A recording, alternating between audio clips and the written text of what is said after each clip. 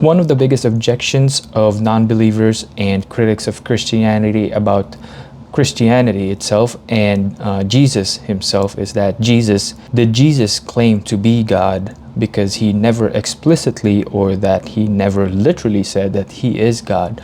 Well, let's actually go through it. Let's actually go through the claims of Jesus. Did Jesus ever claim to be God? And for this, I will be using as reference the book Stand Firm, Apologetics and the Brilliance of the Gospel by Dickinson Travis, Keith Lofton, and Paul Gould. This is a book that I used in my college class itself when I took apologetics. Okay, let's go over it. Did Jesus claim to be God? Either he did or he did not. If Jesus did not claim to be God, then he is best understood as a Lama, a holy man, or a great moral teacher, on the same level as Siddhartha Gautama, Lao Tzu, Confucius, Socrates, and the Hindu avatars, or even the prophet Moses. Alternatively, if Jesus did claim to be God, then our options narrow. Either he is a lunatic or a liar, or he is Lord. Okay, let's actually consider some examples. First, Jesus claimed to have existed before Abraham. In fact, he claimed to have been given God's very name. Jesus said to them, "Truly I tell you, before Abraham was, I am." John 8:58. Jesus was using the same phrase God used in declaring to Moses the divine name, "I am," in Exodus 3:14.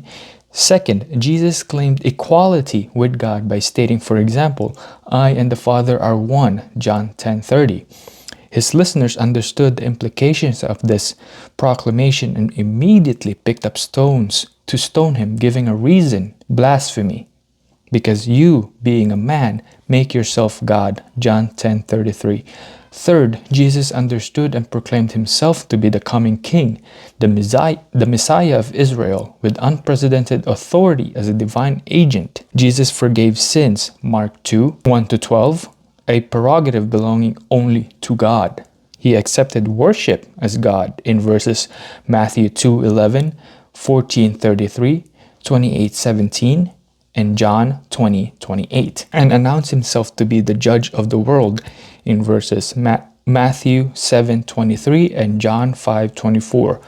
Upon being questioned in Mark 14:61-62, Jesus' identification of himself as the Messiah, the Son of the Blessed One, is significant and telling. Jesus further elaborated about himself in response to the high priest's questions by saying, "And you will see the Son of Man seated at the right hand of power and coming with the clouds of heaven." That's in verse 62. Jesus was quoting from Psalm 110 and Daniel 7:13-14, clearly identifying himself with the enthroned messianic figure of Daniel 7, who is presented to the Ancient of Days, shares his throne. This is significant because Jesus is placing himself within the orbit of divine sovereignty and claiming a place within the divine regency of God Almighty. If Jesus is wrong, it isn't just bad theology. It is blasphemy and an affront to Jewish monotheism. So let's summarize that. These are the claims of Jesus. 1. He equates himself with God. John 5:17-18, 8:58, 8:58-59, and 10:30.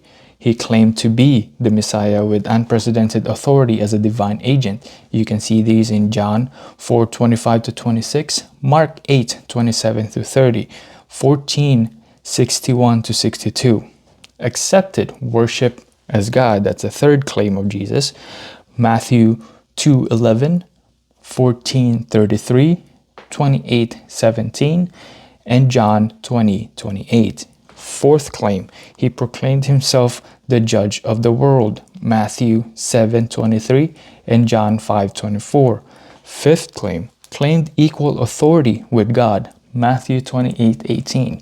And lastly, sixth one, he claimed to forgive sins in Mark 2, 2 to 12. So those are the claims, and I even gave you the Bible verses for that to check. So was Jesus God?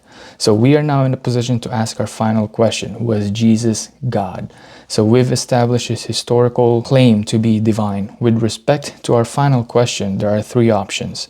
First, either he claimed to be God and knew the claim was false, in which case he was a liar, or he claimed to be God and did not know the claim was false, in which case he was a lunatic, or he claimed to be God and the claim is true, in which case he is Lord. Let's consider one of these options in turn. If Jesus was a liar, he was deliberately misleading others regarding his identity and mission. The lie was particularly egregious and callous because he was calling his followers to give up their livelihood, entrusting matters of supreme importance, their earthly and eternal destinies, to him. If Jesus was a liar, he is a colossal moral failure. He is the devil of hell. We offer three reasons in response for rejecting the claim that Jesus was a liar.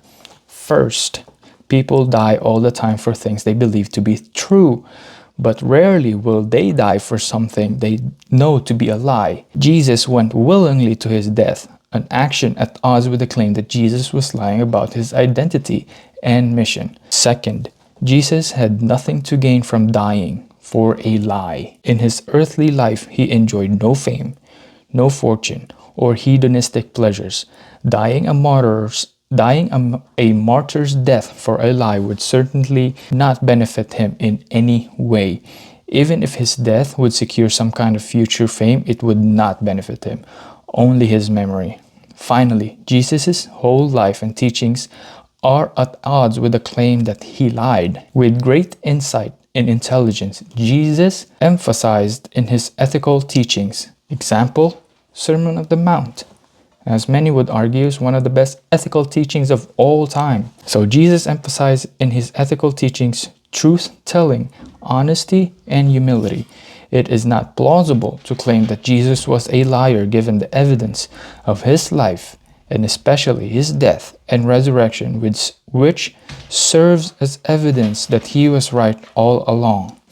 Well, this video has gone far too long enough. That's part 1, and then I will make a part 2 going through that if Jesus was God. We will answer that question.